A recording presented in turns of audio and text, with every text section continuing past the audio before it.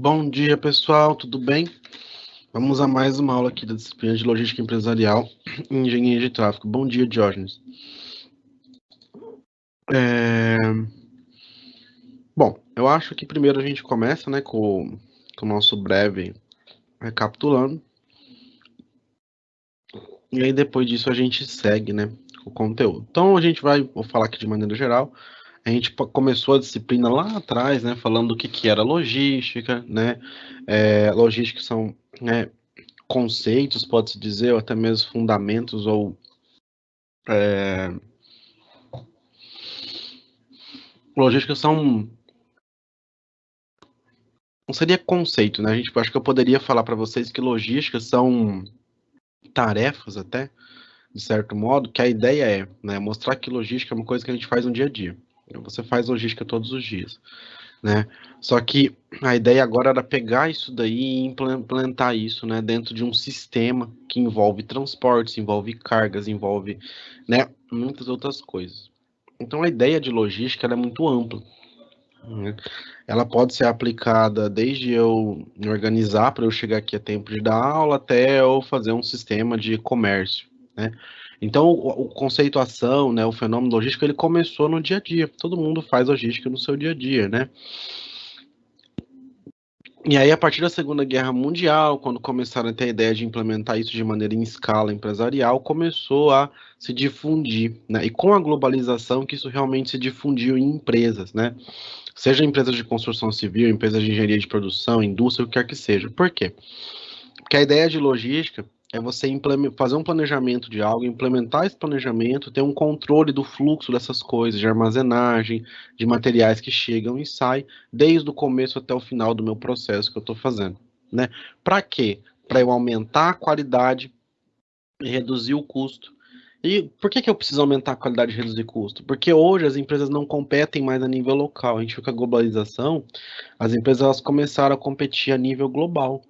Então, uma empresa que antes competia com o vizinho só, com a empresa do lado, hoje ela compete com a Amazon, ela compete com grandes, né, conglomerados, com grandes empresas que vendem a nível global. Então, está muito mais difícil ser competitivo. Hoje eu preciso ter realmente um custo muito bom, ter uma qualidade muito boa e um serviço de alta qualidade. Para que isso tudo aconteça, eu preciso de logística, né? Então, lá na primeira aula a gente definiu o que que era logística, falamos da cadeia de suprimentos, né? Que é quando eu tenho, por exemplo, eu falei da brita, a gente tem a brita, aí alguém vai lá e extrai. Então, eu tenho a empresa A, aí ela transporta para uma empresa, a brita não, eu falei do cimento porte, alguém vai lá e extrai. Aí isso aí é transportado para o ponto B. No ponto B, alguém vai lá, põe no alto forno, queima, nananã, moe e ensaca. Isso transporta para o ponto C, que é um centro de distribuição, na qual transporta para o material de construção e chega até mim. Então, em todas essas etapas, eu tenho empresas específicas, tem sistemas logísticos específicos, eu tenho, além disso, né, meios de transporte conectando eles. Então, quando eu penso nisso, eu tenho uma cadeia de suprimentos. É fácil gerenciar essa cadeia de suprimentos? Ela beira o impossível, né? Porque eu tenho muitos fatores de muitas empresas diferentes, né, atuando de maneira conjunta. É possível? Claro que é. Né? Ela beira o impossível no sentido de que é muita coisa. Então, eu consigo fazer tudo de uma vez? Não. A gente secciona, né? Por isso que a logística fala que a gente tem áreas da logística. A gente tem a logística de aquisição, a logística de produção, a logística de distribuição. Então, sempre para eu falar disso, eu falo no exemplo. Uma vez um aluno perguntou para mim assim, né? Um ex-aluno, professor, estou trabalhando num lugar X, eu queria implementar logística, né? Como que eu faço? Eu falei, não acredito, né? Que eu dei aula para ele veio me perguntar isso. Aí eu falei, tá, não sei. Falei bem assim, não sei, né? Como que o senhor não sabe? O que que vocês fazem lá? Ah, a gente produz blocos para construção civil. Quais são os materiais que você compra? Ah, eu tenho que comprar isso, isso, isso. De quem que você compra? O material que tá chegando tá na qualidade boa? Nem sempre. O preço tá bom? Não é o melhor. Tem outros fornecedores? Tem. Então aqui, de onde eu compro, quanto eu pago, que qualidade, como eu compro, isso aqui é logística de aquisição. E a produção? Tá ok o maquinário? Não. Tem alguém que sabe, entende bem, controla isso? Não. Tá saindo bloco de acordo com a norma? Tá tendo problema com retorno de lote? Então isso é lógica de produção. Como produz, com que qualidade, com que equipamento, quem controla. E como que está sendo a distribuição? Está tendo problema de atraso de entrega? Então, tem um estoque para distribuir? Não tem. Como que é feita a distribuição? Tem meio de transporte adequado? É a distribuição para pessoas perto, pessoas longe? Tem um sistema logístico para isso? Não. Então, falei, nessas três ideias que eu falei para vocês aqui, eu já estou falando as três setores, que é aquisição, produção e distribuição, né? E aí a gente falou também de um outro sistema, né, que é a logística reversa, né, que é quando eu pego uma matéria-prima, seja porque o uso dela acabou, seja porque por algum motivo ela deixou de ser funcional, e eu faço, né, esse produto voltar com matéria-prima lá na minha, lá na minha, lá na minha indústria, lá no meu começo. Perdão, pessoal, que apareceu uma mensagem, por isso que eu travei lá na minha, que apareceu uma mensagem aqui falando que estava em erro, mas fechou sozinho. Eu acho que é algum problema do sistema. Volto lá na minha logística, né, no meu começo do meu cadeia logística, volto lá na produção. Então, quando eu faço, né, eu pego qualquer material e eu reutilizo ele, né, eu faço ele voltar para a cadeia. Só que para isso acontecer, eu preciso também, né, e o sistema logístico implementado, não dá para fazer de qualquer forma, né? Então, como a gente viu que logística sempre associada com transporte, a gente começou a falar de transportes. Eu falei, daqui a gente não para mais de falar de transportes, né? Falamos dos 5 modais, que é o modal, né, rodoviário, ferroviário, aquaviário, aéreo e dutoviário. Falamos um pouquinho das principais vantagens e desvantagens de cada um, né, e fizemos um comparativo entre eles para ver qual que era o melhor. A gente chegou à conclusão que não existe um melhor. Uns são mais rápidos, uns são mais baratos, uns chegam mais fácil no porta a porta, outros conseguem transportar mais carga, né? Outros têm mais consistência de prazo, né? De tempo de entrega, uns menos. Então, cada um tem a sua peculiaridade. Então, a ideia não é ter um modal que resolva esse sistema logístico, né? É ter um sistema intermodal. É eu ter vários modais atuando juntos, né? Para que isso se resolva, porque eu consiga entregar a minha carga o mais rápido possível com o menor tempo e com o menor custo. E aí a gente começa depois, né, com aulas específicas, a entrar em cada um dos modais. Primeiro a gente teve uma aula, né, eu falei isso e começamos o modal rodoviário, né, falar das especificações dele, de como que são compostos os tipos de caminhão, né, da questão de que cada vez mais a gente tem uma malha rodoviária sucateada, e ao mesmo tempo pouco investimento. Falamos da greve dos caminhoneiros, né, de por que que o Brasil depende exclusivamente só desse modal, porque a gente teve um desenvolvimento muito grande dele nos anos 50 e 60, e o modal ferroviário, que na época era um modal, né, muito utilizado, foi ficando de lado, né? A gente viu que ele depende, né, muito o Brasil depende, o Brasil funciona na mão dos caminhoneiros, né? Porque quase 70% das cargas do Brasil são transportadas pelo modal rodoviário. Entendemos que isso, né, a intermodalidade, ela não quer dizer que a gente vai crescer o modal ferroviário e o rodoviário vai diminuir. É as duas coisas trabalharem junto. A gente não pode diminuir ninguém. Todo mundo tem que crescer. Então, quando eu fiz a situação problema, que eu mostrei que eu tinha uma carga para andar 2.000 quilômetros, eu substituí esses 2.700 quilômetros por um modal ferroviário. E a gente viu que o valor da carga diminui pela metade. Então, meu frete diminuiria. Talvez eu precisaria até de mais caminhões, né? Então você vê que o trabalho junto, né? Muita gente assusta quando fala, tem que alavancar o modal ferroviário. Ah, e os caminhoneiros? A gente não está falando em diminuir nada, a gente está falando em aumentar tudo, tá? E aí a gente acabou, né? Ontem a aula do modal rodoviário começou na aula 4, terminou na aula 5, e e hoje, na última aula, né? E hoje a gente começa uma aula específica falando, né, do transporte ferroviário, que é o nosso segundo modal de interesse, tá? Então, quem tiver dúvida, alguma coisa para comentar, recapitulando durante a aula, pode ir mandando. Eu vou sempre indo lá e voltando aqui, né, no Teams, e eu vou vendo, tá? Eu já aproveito, às vezes, durante a aula e sano a dúvida. Vamos lá, né? Então, a malha ferroviária do Brasil, né, ela é utilizada por muito poucos setores, infelizmente, né? Não é igual ao modal rodoviário, que a gente viu que tem uma gama de centenas de produtos que são transportados, né? Não, são muito poucas coisas, né? Isso mostra que eu tenho um nicho específico de pessoas que está controlando e usando esse modal, Então, até 2010, 10 produtos, gente, quase todos com compostos de granéis, correspondem a 91% de tudo que é transportado. E desses 10, um deles, que é minério, corresponde a 74,37. Então, para e pensa, né? Eu tenho uma classe de coisas que corresponde a 75% de tudo que é transportado. Ah, é porque esse modal não é versátil, só serve para minério? De maneira nenhuma, é porque ele foi sucateado, foi deixado de lado e hoje só algumas mineradoras são as empresas que estão tomando conta de algumas ferrovias e precisam, porque como o minério é muito pesado, acaba sendo mais leve, né? Transportar mais leve, acaba sendo mais fácil transportar por trens do que por caminhão, porque ele é muito pesado, né? Então, a principal característica do transporte ferroviário, né? Qual que ela é? É transportar com eficiência grandes volumes de carga, né? É eu pegar cargas que outro modal teria dificuldade, por exemplo, eu pegar e transportar 100 vagões, né? Com carga, eu teria que ter muitas vezes 200 caminhões para transportar isso. Eu levo um trem de uma vez só, né? Ele consegue levar tudo. Então é transportar, né, com eficiência grandes volumes de carga, né? Em distâncias longas, tá? Se for para transportar bastante carga, mas em distância curta, eu não sei se adianta, né?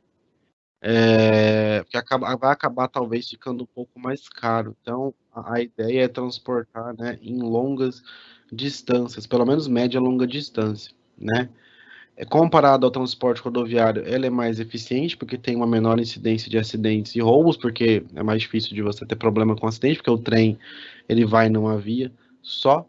Ele é considerado lento, né? Isso é um problema no Brasil, é a velocidade do modal ferroviário, porque no Brasil especificamente, né, o modal ferroviário, ele acaba trabalhando aí com uma velocidade média, gente, de 20 quilômetros por hora, né? Alguns trens de carga estão com velocidade média de 15. Isso é muito baixo, né? Geralmente, nos Estados Unidos, por exemplo, velocidade média é 40 quilômetros por hora. Por que que acaba tendo tão mais baixo? Por condições de vias, né? Condição das ferrovias muito antigas, tá? Deixa eu ver, a gente tem uma pergunta aqui.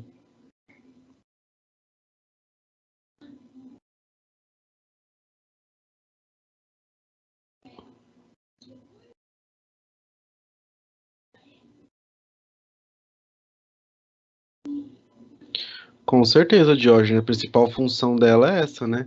Na verdade, não só no setor logístico, né? O Diógenes perguntou assim, se essa disciplina ela prepara para conseguir um emprego em empresas que precisam de um organizador logístico ou não, né? Se é só um apanhado.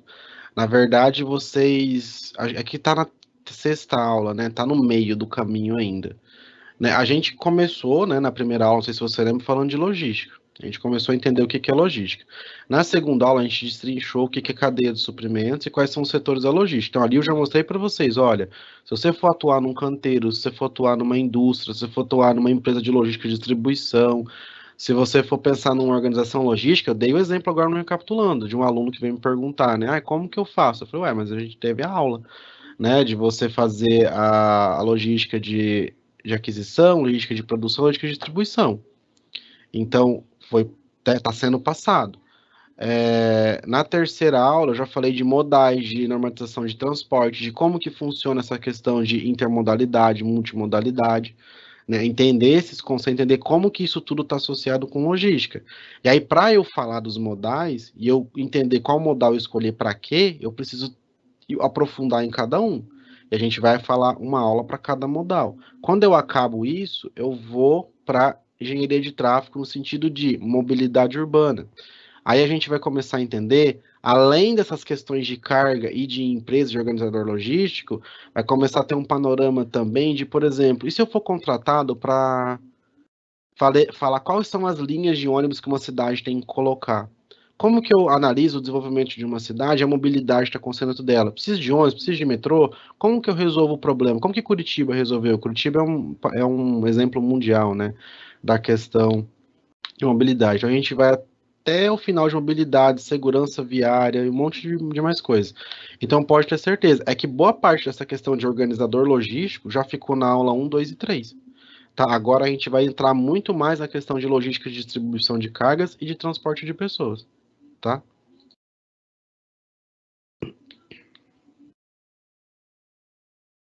Não era, Liliane, ó. A Liliane fez uma pergunta bem legal, ó. Bom dia, você falou que a velocidade do trem em virtude da condição da via, né? Mas sempre foi assim? Na verdade, o que acontece? As vias são antigas, estão construindo novas, né? As vias são antigas. Antes, a gente tinha uma velocidade menor, não porque a via era antiga, mas porque os sistemas de locomotiva eram mais antigos, entendeu? Porque as ferrovias do Brasil, né, a gente vai ver já já, elas foram construídas em 1930, 1940, então são bem antigas mesmo, tá? Algumas foram construídas até 60, por aí ainda teve bastante construção, depois disso aí parou. Né? Hoje está tendo novas construções, novas concessões, né? Tá fazendo a ferrovia Norte e Sul, a gente vai falar depois disso. Não é bem agora ainda, mas é hoje ainda, tá na aula de hoje. Mas a gente tinha o problema da motorização, né? Hoje a gente tem, né? O Brasil ainda está meio sucateado, mas a gente tem no mercado locomotivas que conseguem operar com velocidade maior. Só que por segurança, né, de ter uma ferrovia muito antiga, às vezes preferem, né, manter a segurança. É igual o trem urbano, de mobilidade urbana, que a gente vai ver na aula de mobilidade. São Paulo, né, o trem anda com 45 quilômetros por hora, se eu não estou enganado, só que ele poderia andar com 80. Por que que não vai mais, então, para ir mais rápido? Segurança, né, problema, trilho ruim, manutenção não é feita adequada, tá? São todos os fatores aí que pesam. Bom, para a gente continuar, isso, as ferrovias não suportam trens assim. Assim, o trem pode ter a capacidade de andar mais rápido, mas a ferrovia não tem essa capacidade. Aí agora, se construísse ferrovias, né, que a Norte Sul está fazendo, né, com o projeto pensando em 60 quilômetros por hora, né, um pouco maior. Aí já é uma locomotiva que consegue empurrar isso nessa velocidade, com o trilho na condição nova, adequada, aí, né, dá para a gente pensar em melhorar isso. Mas isso é um fator preocupante, né?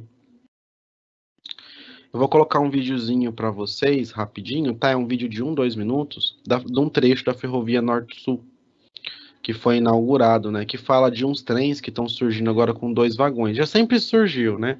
Na verdade, é para suportar até 3. E é a Rumo que está atuando, porque na verdade a gente vai falar da LL, porque está no material de vocês LL, mas quem usa hoje é a Rumo comprou a LL. Então vou passar aí para vocês. É um vídeo bem curtinho, tá, gente? A gente nem pode perder muito tempo com o vídeo. Desde o final de junho, um trem cargueiro de 2 andares percorre os trilhos da Ferronorte. A composição tem capacidade para transportar até 3 contêineres. Desde o final de junho, um trem cargueiro de 2 andares percorre os trilhos da Ferronorte. A composição tem capacidade para transportar até 3 contêineres, mas trafega só com 2 por causa da altura da ponte rodoferroviária que liga Aparecida do Taboado ao estado de São Paulo, passando sobre o Rio Paraná. O trem faz a rota Sumaré-São Paulo a Rondonópolis, no Mato Grosso, passando pelos municípios de Aparecida do Taboado, Paranaíba, Inocência, Chapadão do Sul, Costa Rica, Cacilândia e Alcinópolis, em Mato Grosso do Sul. O novo sistema, conhecido como Double Stack, foi desenvolvido pela Brado Logística, subsidiária da Rumo Logística. Foram investidos R$30 milhões no projeto. As primeiras viagens foram feitas com 68 vagões. Segundo os dirigentes da Rumo, a inovação atende às necessidades de um mercado em expansão e reduz os custos do transporte em 40% comparado com o trem convencional. Em 2017, 474 contêineres foram movimentados de Sumaré para Rondonópolis.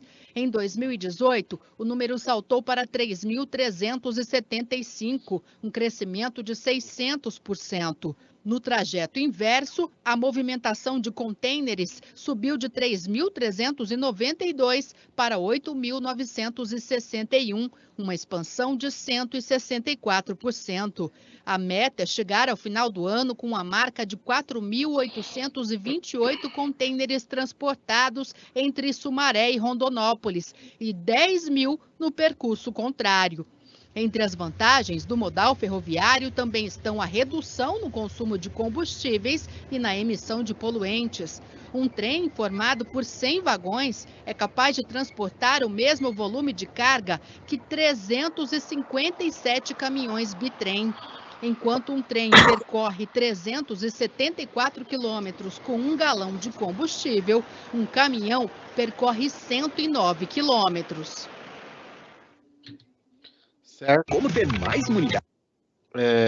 Dá para entender, né, o quão discrepantes esses modais são, né, o quão diferentes, né, não estou falando que um é melhor que o outro, né, o modal rodoviário tem a importância dele na questão do porta a porta, na questão de a gente ter mais acessibilidade, só que ele consome muito mais combustível, ele é muito mais caro, a capacidade de carga dele não é boa, é reduzida, a gente vai ver depois no aquaviário que a capacidade de carga dele é muito maior ainda, né? Então, quais são os principais produtos, né? Produtos siderúrgicos, grãos, cal, cimento, minério de ferro, adubo. Você vê que é tudo coisa grande, tudo coisa granel. Né? Então, como qualquer modal, quando eu penso em cargas, né, o modal ferroviário também já foi muito usado para transporte de passageiros, tá? É que agora a gente nem toca, porque hoje o ferroviário para passageiros só tem só nas grandes áreas urbanas. A gente não tem mais trem de passageiro que viaja longe. O único exemplo que eu sei que existe ainda, se alguém conhecer algum outro, me fala. É o trem que sai de Curitiba para Morretes, né? Que aí é uma coisa turística, né? Mas tem alguns aspectos, né, quanto a isso, né? Então, como todos os modais de transporte, né, ele apresenta algumas vantagens e desvantagens, né? Então, ele é ideal para deslocamento de grandes quantidades de carga, né? Vocês viram que você coloca ali aquele double stack, que é o trem com dois containers um em cima do outro. Na verdade, podia ser três, só não é três porque tem uma ponte que ele tem que passar embaixo e não dá. Vocês imaginam, o mesmo trem que ia se transportar 68 vagões, acaba transportando, né, 136, né, e poderia transportar mais 68 ainda, né? E aí eu tenho o mesmo espaço, mesma quantidade, né, com o triplo de carga. Isso é excelente, né? Isso é excelente, tá? A velocidade é uma coisa que precisa melhorar, mas aí vai depender de investimento em infraestrutura, que a gente vai ver já já que não tá nada bom, né? Se o rodoviário não tá bom, isso aqui tá pior ainda. Né? O custo é baixo, vocês viram o consumo de combustível é baixo, então necessita de baixo custo para percorrer grandes distâncias, né? Geralmente produtos de baixo valor, né? Então produtos a granel. Eu não vou transportar, por exemplo, uma carga de TVs, de celular, de computadores, né? Geralmente é soja, milho, trigo, minério, coisas desse âmbito, né? Pouco afetado pelo tráfego, porque eu não vou ter problemas de trens cruzando, né? Eu não tenho isso, há um trem passando por vez, né? E essa coisa está dentro das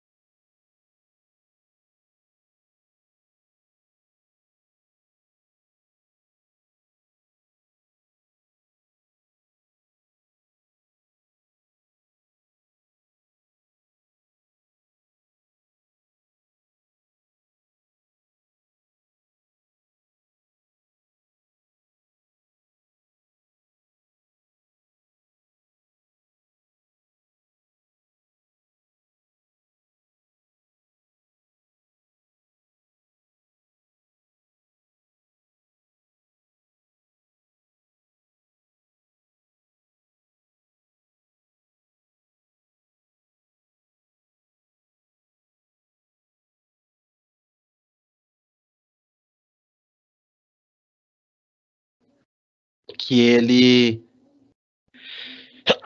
Perdão, pessoal, eu tô segurando o espirro tem um tempão, não adianta. Que ele permite com que eu... ele emite muito menos CO2, né? 10 vezes menos CO2 do que os caminhões. O que é melhorias, né? É possível aumentar a velocidade do trajeto, eu já até falei isso antes da hora, né? Tem condições para a criação de processos de carga e descarga com baixo custo, apesar de muitas vezes eu usar de um ponto específico. Quando eu trabalho com container, eu posso criar terminais de baixo custo, não precisa ser necessariamente caro. Tem como fazer isso ser barato, né? Eu consigo ter, né, guindaste que tira container, coloca container, eu posso colocar um sistema de descarga rápida de fundo, igual o caminhão, que você abre o fundo e a carga cai tudo de uma vez. Tem como fazer isso, o problema é que falta infraestrutura, né? Melhoria nos terminais já está associado, que eu acabei de falar, né? E tem condições de inserir um sistema de informação voltado para o controle, porque nos Estados Unidos eles têm um sistema de informação voltado para controle, só vai um operador no trem só porque tem que ir, entendeu? Por segurança, porque se cair alguma coisa tem alguém ali. Mas o trem, na verdade, a empresa coloca a rota, certa velocidade e o trem vai sozinho. O operador vai sentado lá olhando a paisagem, né? Esperando chegar no lugar. Se precisar, ele intervém. Certo? Aquela coisa do carro autônomo, né? O Tesla, ele vai sozinho, mas você tem que estar ali. Se acontecer alguma coisa, você intervém, tá? Isso é uma coisa que, por exemplo, o avião já é assim, carro tá começando, mas carro eu acho que, né, a gente tem o problema aí do ser humano, né? Do trânsito é muito grande. Mas o trem tem todas as condições para fazer isso e não faz. No Brasil, porque no Brasil mesmo não existe, né? Tá, e qual que é o impacto econômico de se pensar nisso como gestor da área de logística, né, de transportes, né? Bom, o problema e a solução começaram ali, né, em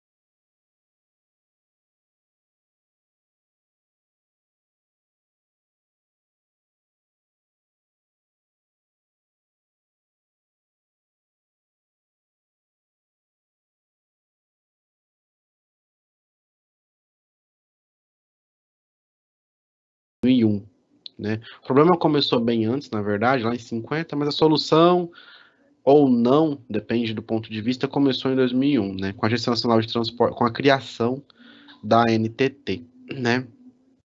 Quando ela foi criada, o setor privado começou a crescer o olho, falou assim, olha, tem um monte de ferrovia aí parada, né? Vocês vão arrumar? Não.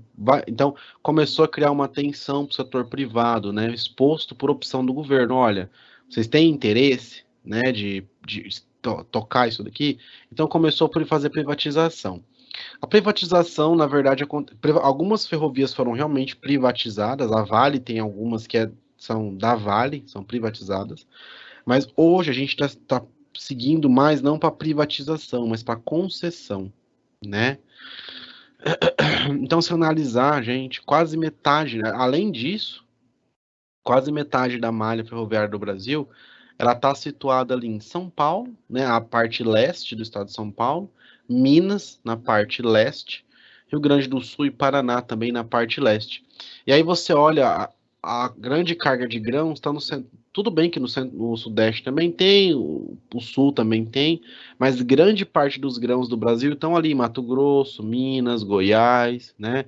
E essa carga toda, né, em pleno século XXI, ela está saindo dali e indo para o mar, né, por meio do modal rodoviário, que a gente não tem a mínima condição de ser utilizado, né, com falta de estrutura, falta de tudo.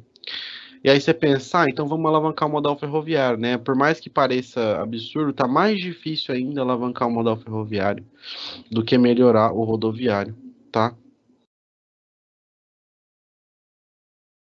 Diógenes.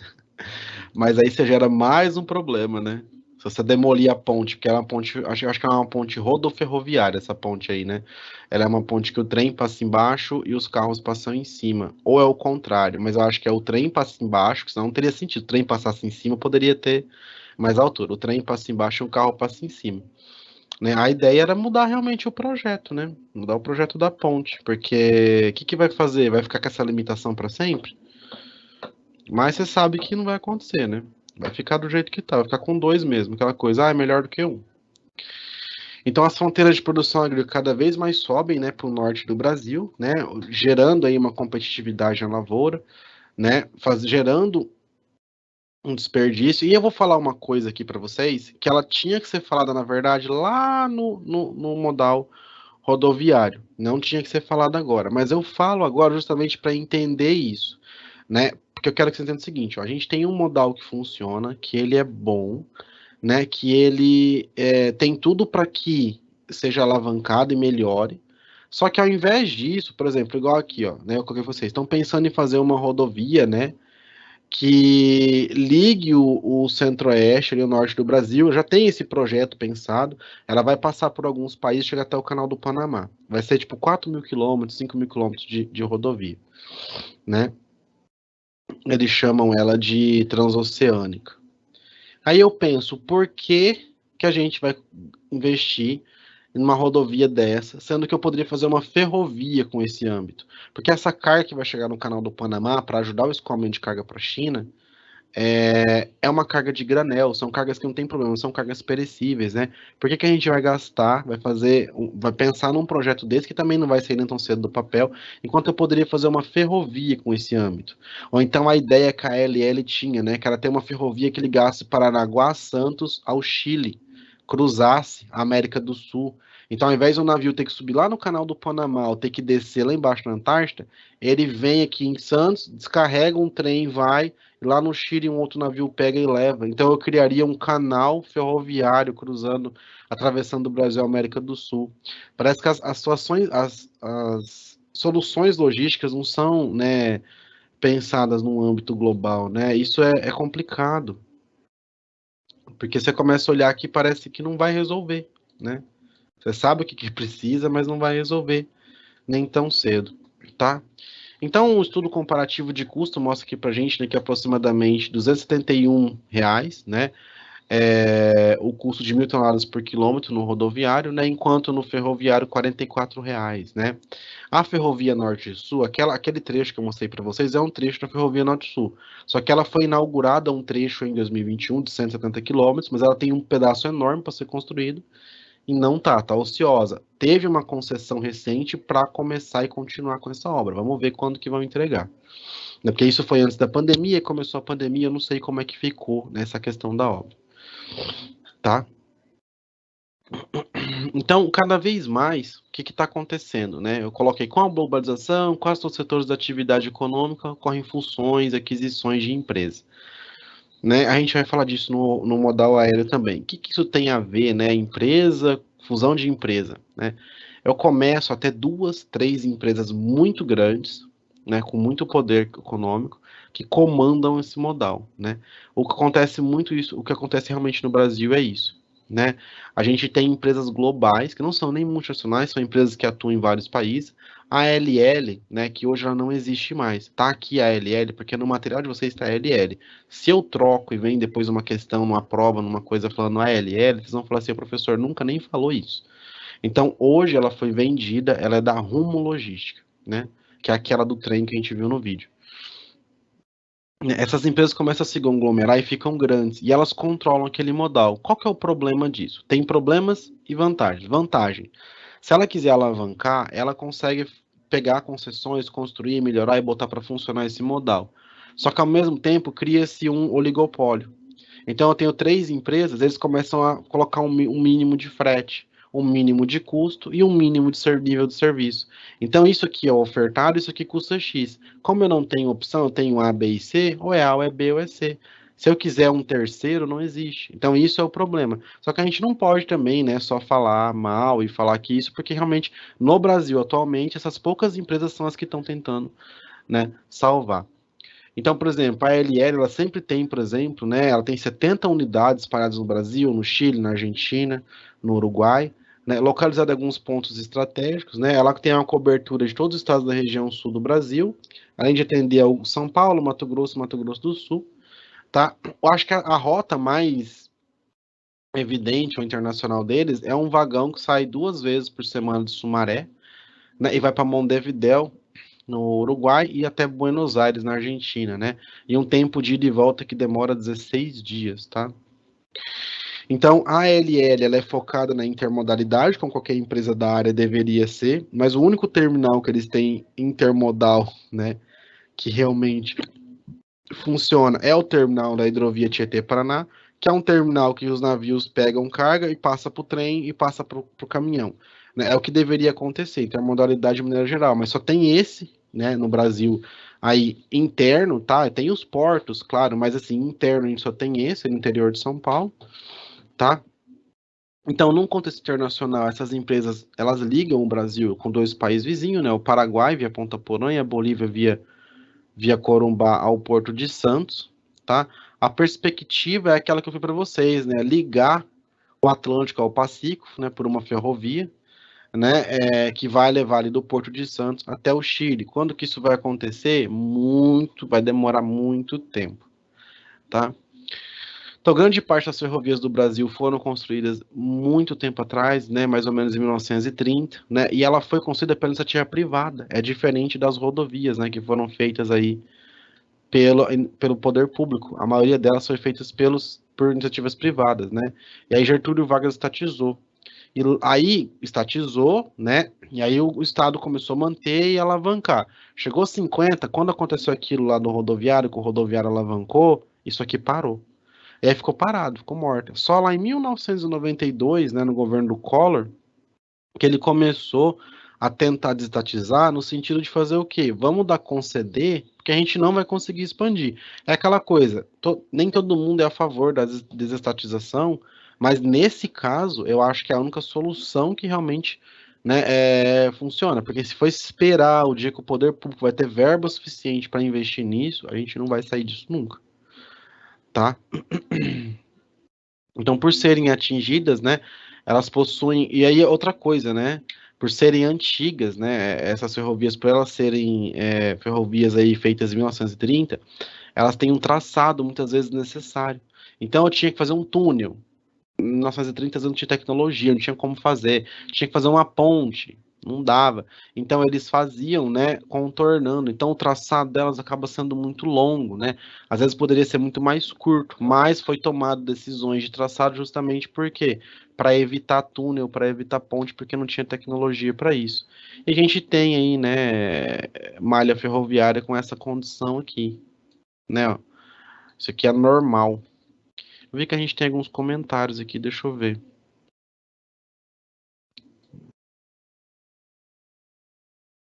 Uhum. A Liliane falou: se fosse para mudar a ponte, o ideal era ver um planejamento a mudar não só uma, né, mas as rotas principais e já aproveitar para já pensar o planejamento rodoviário a partir de agora, né, Liliane, tem que ser feito pensando que eu vou usar um double stack, usar dois, três vagões. Então a ponte tem que ser uma ponte que eu possa passar com isso. E a carga da ponte muda, né? Vocês fazem ponte, vocês sabem, a carga móvel muda.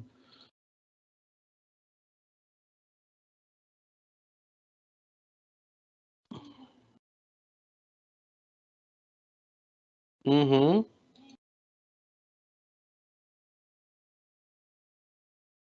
Porque a gente sabe, né, que não funciona. né? A ideia é ter essas poucas particulares, né? Vão criar um monopólio. O problema de ter uma empresa, né? Eu vou falar muito isso no aéreo. O problema de ter poucas empresas, o oligopólio nunca funciona bem, tá, gente? Toma cuidado com isso. Porque, assim, o problema do oligopólio... A estatal a gente sabe o que vai acontecer, não precisa nem entrar aqui, né?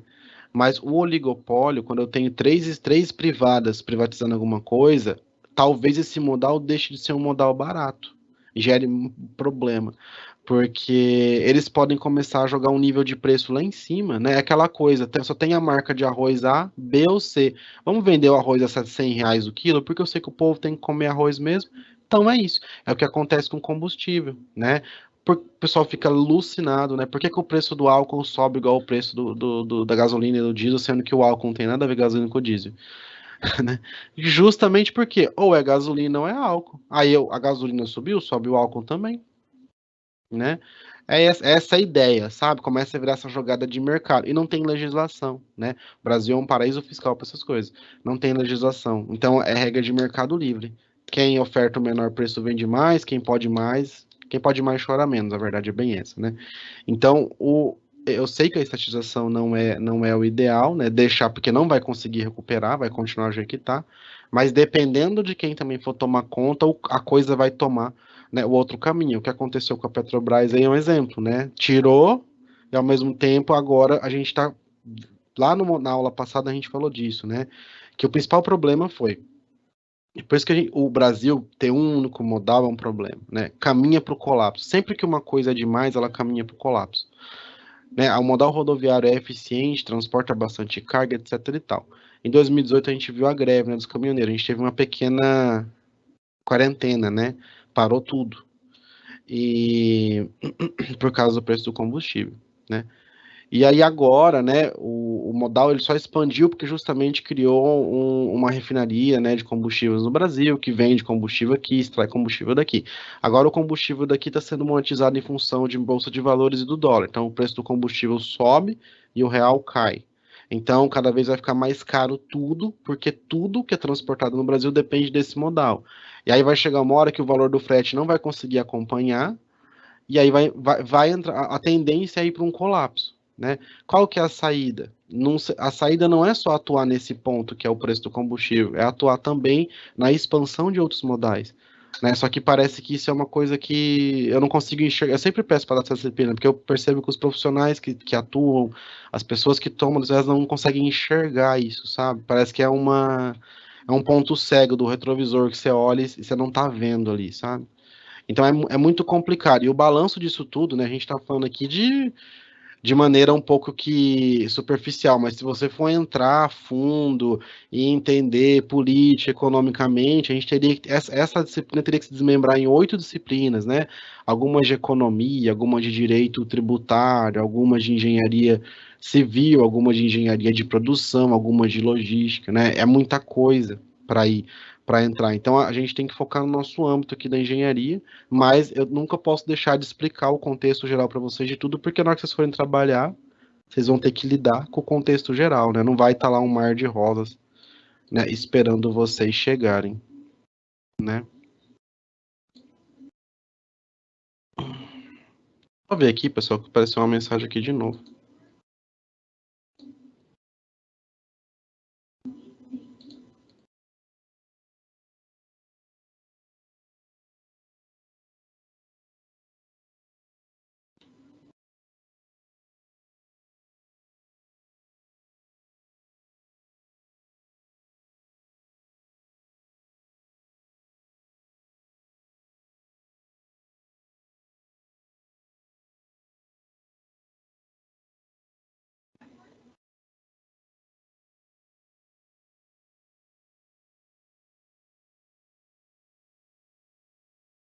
Aparentemente não é nada. Vamos lá. Então o Brasil, né, tem uma malha aí, né, ferroviária que chega, né? Ela parece ser grande, né? 29 mil quilômetros, mas é pouco. Se você comparar do Brasil com os Estados Unidos, ela é pequena, né? Desses, 1.121 são eletrificados, que são os trens urbanos, né? Tá espalhado nos 22 estados, considerando o trem urbano, tá? Tem estado que não tem. E o outro problema, bitola. A gente tem um monte de tipo de bitola diferente, né? De 1.6, 1.4, 1.5. O que que é isso? É a distância aqui, ó, né, ó, entre o trilho. Qual que é o problema de ter distância diferente, né? Quanto mais distante, geralmente mais carga suporta. Mas o problema não é nem esse. O problema é agora, assim, construíram com um monte de bitola diferente. E agora, para unificar, o que que eu faço para unificar isso? Né? Porque isso foi um dos fatores que o setor não foi para frente. Cada lugar começou a fazer com uma bitola, não tinha uma normatização, ninguém criou uma normatização para isso. E aí as empresas não queriam vir, porque no estado de São Paulo está construindo com a bitola de 1 metro. Então a bitola de 1 metro é a bitola alemã. Aí vinha uma empresa da Alemanha para estudar, para implantar uma fábrica aqui e tal, de trem, de locomotiva, né? Aí eles viam que era só aquele grupinho, porque no estado do lado estava implantando a bitola russa. E aí no outro estado estava implementando a americana. E aí nunca tinha uma empresa que queria vir para cá e realmente fincar nisso. Né? E os Estados Unidos começaram a trocar o sistema deles, que era todo bagunçado, fazer unificar, né? Nessa de 1435. E foi mandando tudo quanto é locomotiva, que era de outras coisas, e resto para cá. E aí foi virando essa bagunça. Né? E hoje, com a construção da Norte-Sul, eu já procurei em vários lugares para trazer para vocês, eu não achei. Eu queria muito saber se eles têm um plano de controle dessa bitola, se eles estão fazendo para ficar unificado, ou se novamente está fazendo de novo uma bagunça de cada um colocar a bitola que quiser, né? Tem alguns trechos ainda, gente, que permitem, né, que tem essa daqui, ó, menorzinha, mas isso aqui é só quando é trem de passageiro, tá? Porque é muito estreitinha. Em alguns lugares tem a bitola mista, né? Tem duas bitolas na mesma linha. Não acho vantagem, tá? Falar isso. É muito importante lembrar que não é vantagem ter isso, né? É importante a gente ter um sistema único para não ter esse problema de o trem pode andar aqui, o trem não pode andar ali, né? E por fim, né, a gente vai falar uma coisa que muita gente vai falar assim, mas isso existe, né? Que são os corredores ferroviários. Do mesmo jeito que tem rodoanel, a gente vai falar de rodoanel lá na unidade 3, né, que você constrói um anel viário em torno de um grande centro urbano para tirar, né, aquele tráfego de caminhões da cidade. Ferroanel também existe. Aqui no Brasil, como a gente não tem uma expansão ferroviária muito grande, parece até uma coisa que inventaram, né? Mas nos Estados Unidos, ou qualquer país aí de fora que tem, os Estados Unidos tem muito trem, Rússia, é normal. Mesmo jeito que eles querem dar uma aliviada no transporte de carro, eles querem que os dê uma aliviada nos trens. Né? E também criar pontos de estação ali para chegar carga, tal, tudo isso. Né? Então, o Ferroanel de São Paulo é uma obra que tem mais de 50 anos, que está aí no papel, nunca sai do papel, ela vai pulando de governo em governo. Né? Esse Ferroanel, ele, assim como o Rodoanel, ele tem uma obra de expansão para tirar, né, uma grande parte, né, da carga de produtos que passa em São Paulo dentro da cidade. Eles estimam que ele tiraria cerca de 4 mil veículos por dia de dentro de São Paulo, porque esses veículos podiam deixar no trem e o trem levar para o Porto de Santos. Tá? Só que a gente fala disso, né, desse ferroanel que está parado, que vai pulando de governo em governo, não faz. Né, e a gente tem a ferrovia norte e sul, né, que a gente tem que falar, olha, por mais que está devagar, mas é uma coisa muito grande que está indo, ela vai sair de São Paulo e vai ligar até o Maranhão, então isso é muito importante, tá? Então a gente não pode só direcionar crítica para essas três empresas, que é a LL, Rumo e a outra que estão, né, tomando conta disso. A gente tem que falar, olha, se não fosse esse pessoal, isso aqui estava parado. Então tá cada vez mais criando ideia de concessão, tá cada vez mais tentando ir para frente. Vai ser rápido? Vai resolver isso nos próximos 5 anos? Não vai, tá? É uma coisa a longo prazo. Daqui 15, 20 anos talvez melhore. Porque como qualquer país em desenvolvimento, o Brasil precisa de infraestrutura, né? A base está aí, infraestrutura. Sem infraestrutura não vai. Para ter infraestrutura tem que ter engenheiro, tem que ter gente formada, gente com conhecimento dessas coisas, que entendam, que saibam planejar, que entendam como que funciona isso. Entendeu? Então, só para vocês verem aqui, ó, né, o Ferroanel de São Paulo, ele nem é tão grande, ó, ele tem um trecho sul, que é esse aqui, ó, que ligaria essa linha, tem um trecho norte, que liga aqui para ir para São José dos Campos, e um trecho da segregação, ó, né? Só esses trechos aqui já iam aliviar em muito o sistema de passagem de trens e de carga de São Paulo. Mas isso aqui nunca sai do papel, isso aqui nunca vai para frente, né? E aí, assim como a gente tem Rodoanel, já acabei falando lá antes, né? A gente tem o Ferroanel, né? E seria um grande passo. O Ferroanel está no papel, gente, tem muito tempo. Então, todo governo que entra fala que vai mexer, e aí depois chega na hora, vê que é muito dinheiro, não tem verba, próximo governo, e assim vai indo, né? A gente sempre fala, o dia que isso acontecer, realmente tem alguém que está levando a sério. Mas, né, vamos ver.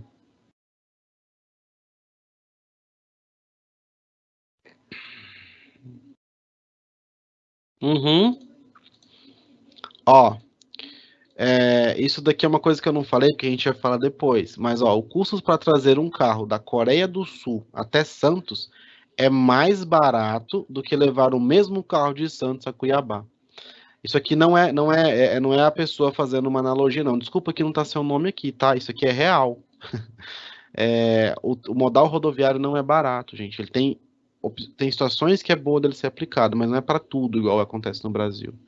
Né? Sim, Luciano, poderia padronizar, né? Usar uma bitola só. Eu espero que esteja assim, porque eu já procurei em todo lugar, eu não consigo achar para saber se eles criaram essa norma e se estão seguindo isso. Porque meu medo é também fazer uma ferrovia norte-sul toda segmentada, cada um com uma bitola, né? E vai virar uma bagunça de novo.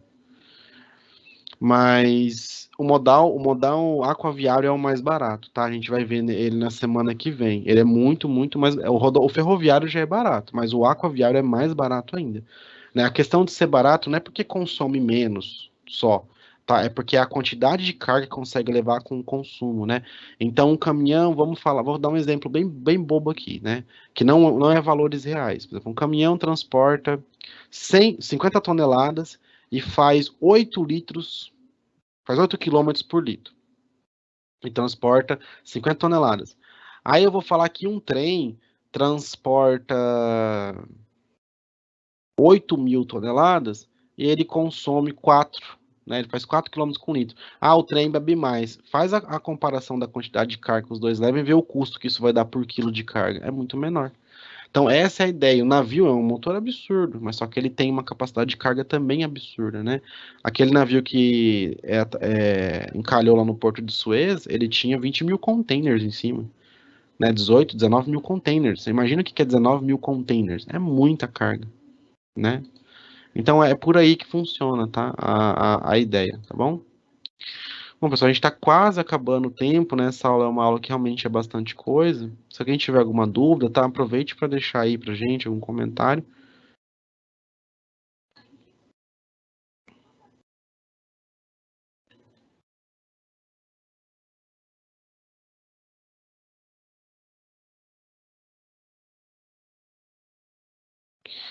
Diógenes, geralmente o engenheiro que vai para o transporte ferroviário, a maioria dos casos, se for para construção ou mesmo para logística, né? A graduação geralmente é engenharia civil, tá? Às vezes engenharia de produção, se a pessoa for trabalhar só com logística, tá? Então é civil ou produção, e aí a pessoa vai lá e faz, né? Uma especialização, um MBA, um mestrado em engenharia de transportes, ou tem algumas faculdades que têm, né, engenharia ferroviária. Tem congresso de engenharia ferroviária, a UFS, que tem uma parte bem forte de engenharia ferroviária, então tem pós-graduação, especialização na área, tá? Tem de ferroviária, tem de rodoviária, tem de engenharia aérea, tá? Mas geralmente tem que ser engenheiro civil ou produção, depende da área, se for logística, ou às vezes o pessoal da ambiental vai entrar com alguma coisa de impacto ambiental, mas geralmente para fazer isso é geralmente engenheiro civil que vai se especializar nessa área, tá? Ou em engenharia de transportes, né, mestrado, doutorado, especialização em MBA, ou em engenharia ferroviária, tá? Até daqui a pouco, gente. Na verdade, deu nosso tempo já, tá? Então, obrigado vocês. E a gente, né, se vê semana que vem de novo nessa aula, tá bom? Então, até a próxima. Se cuidem, tá bom, pessoal? Tchau, tchau.